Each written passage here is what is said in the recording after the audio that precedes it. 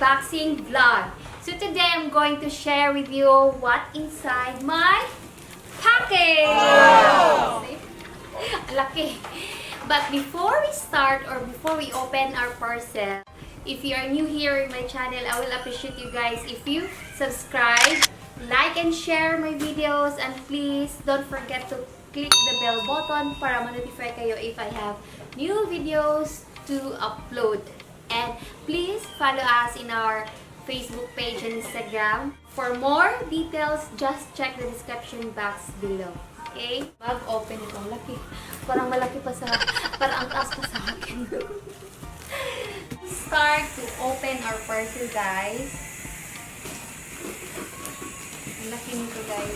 Tapos tingnan niyo, may rush plants. So, ibig sabihin, plants yung sa loob. So, ito guys is galing pa to ng Mindanao. As in, matagal ko na siyang hinahanap. Nandito na pala siya sa Mindanao. Actually guys, I purchased this one Sunday. Tapos, Monday niya to pinadala. Tapos ngayon is Martes dumating. So, hindi gano'n siya matagal sa ating courier. Ayan. Malaki talaga yun. Malaki din yung sa loob nito. Okay. Wow! Wow!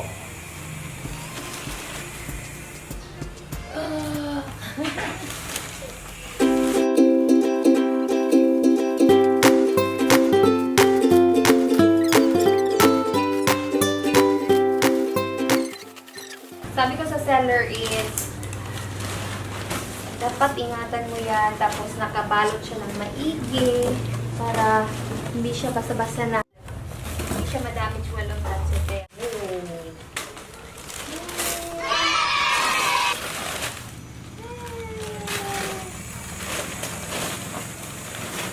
So, ito na siya.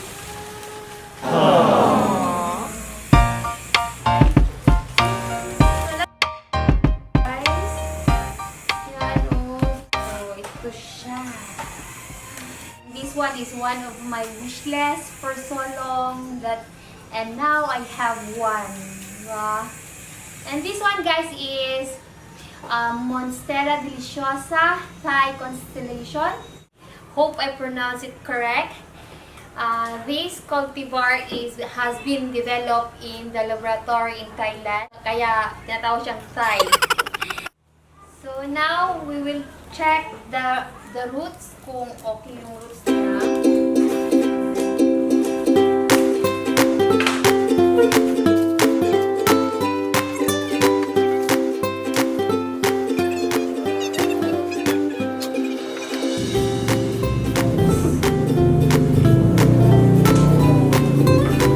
Grabe ito. This one is nice guys. Yung roots niya is maganda. So I think i-transfer ko na lang siya sa another pots. Ito ng ating pots. So, obviously, gusto ko talaga yung white. Kaya, white talaga yung ating pots.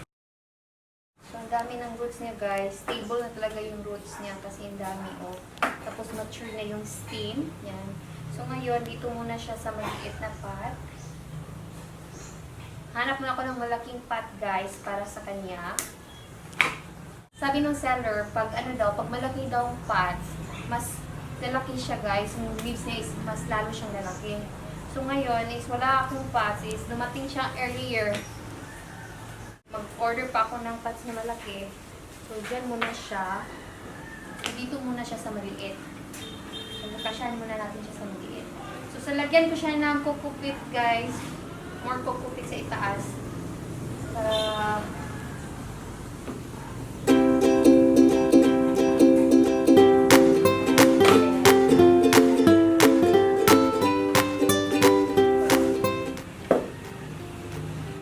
check online, yung soil dapat is whale drainage potting mix like our aroid mix. So ngayon, nakita ko naman yung roots niya is okay dun sa coco husk. maganda yung tubo niya. So, ang ginawa ko na lang is nag-add on na lang ako ng coco peat. So, ngayon, if I will transfer this one to another big pot, so that's the time na i-mix ko siya na pumice or perlite. Okay, so, ito na siya guys. Monstera loves to climb. And if you let her, she will produce more mature foliage quicker. So, Monstera deliciosa is a great plant for beginners. So, ngayon, I'm so happy na meron akong ganito. And na-check ko na yung isa sa wishlist ko na plants. So, isa ito sa pinaka mahal na plant ko sa aking garden. So, ngayon, dapat mag-produce siya ng maraming babies para makabawi din naman ako sa aking nagasto. And, sa nagtatanong kung magkano nabili ko nito, sorry guys, I will not tell you, baka patay ko sa. And, so, actually guys, ang dami ko ng seller na tinanungan nito nung ating Monstera Thai Deliciosa. But, now, I have one. So, nakipagtawaran or nakipagtuwaran pa ako din sa seller nito. So, at least, for so long, now, nagkaroon na rin. As you can see guys, ang ganda ng pagka-variegated ng leaves niya. Yan o. It gets the name from the attractive variegated leaves marble with splashes creamy or yellow color, like the leaves. And it has heart shape, and this plant has matured.